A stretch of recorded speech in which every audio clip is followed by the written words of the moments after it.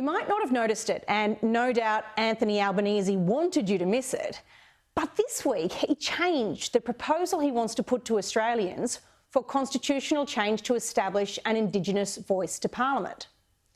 When he officially released the draft wording at the Garma Festival in July of 2022, this was what he proposed. 1, that there shall be a body to be called the Aboriginal and Torres Strait Islander Voice.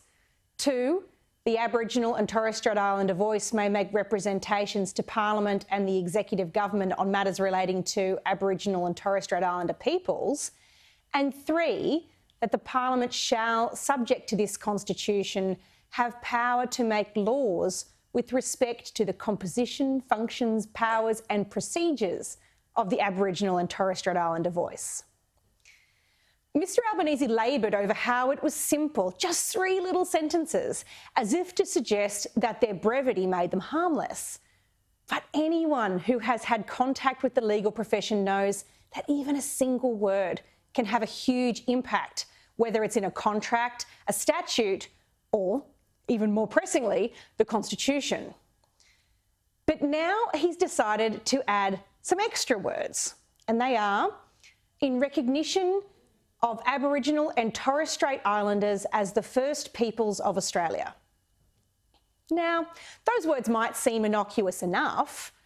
After all, no one seriously suggests that Aboriginal and Torres Strait Islander people weren't here first.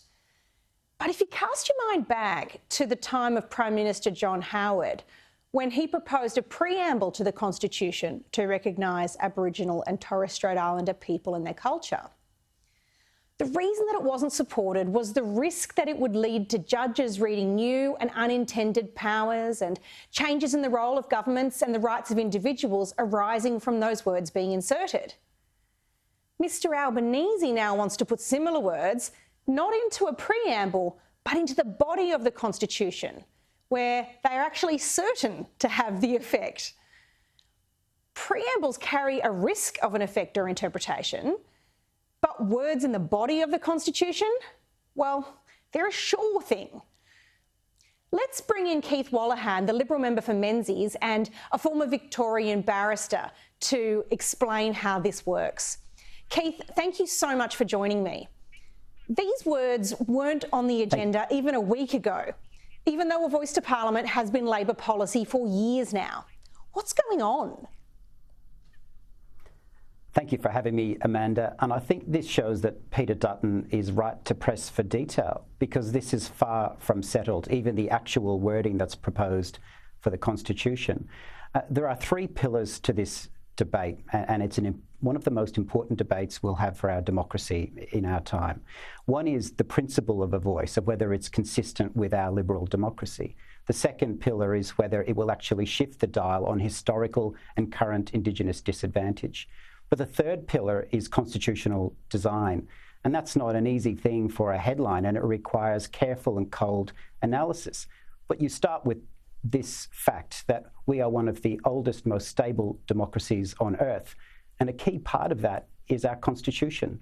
So whenever we add a word or we make an amendment, there are consequences. And one of the consequences that concerns me most is the voice to the executive. And you and I both know from our previous professions that the area of administrative law invites all sorts of obligations, whether they're explicit or implied. And we need to explore all of those. It strikes me that this change answers absolutely none of the outstanding questions about the effect that the Prime Minister expects a constitutional change to have, and it resolves none of the concerns that have been expressed by members of the Coalition and many other sensible members of the community. Have those questions been answered?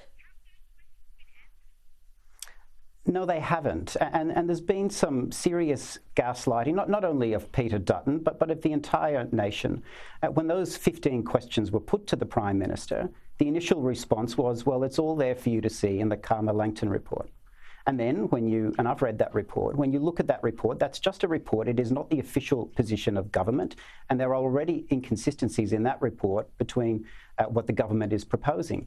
So then the government flipped and said, oh, well, this is a matter for the Parliament to decide. Well, let's break that down further. This isn't a hypothetical academic question of a future Parliament. if this passes later this year, it is this parliament that will affect the enabling legislation. And the Prime Minister commands the numbers in the House of Representatives and has done very well in passing legislation through the Senate. So it's this Prime Minister and this government that will have the detail. So do they have the detail ready? And if so, where is it? The Australian people deserve to know. In his address to the Chifley Research Centre conference today, Mr Albanese said that his proposal for change reflects, and have a listen to this, a simple, vital and practical principle that Aboriginal and Torres Strait Islander people have a say in the policies and decisions that affect their lives. Not just because, as I've said before, it's called good manners, it's common courtesy to consult people when you're taking a decision that affects them, but also because the practical outcomes will be better. Take the justice reinvestment model in Bourke, supported by all sides of politics in the New South Wales Parliament, where instead of sending young offenders to jail, the community takes responsibility for their rehabilitation. Co-designed by Aboriginal people, driven and run by the locals. The New South Wales Government, to their credit, backed it. And guess what happened?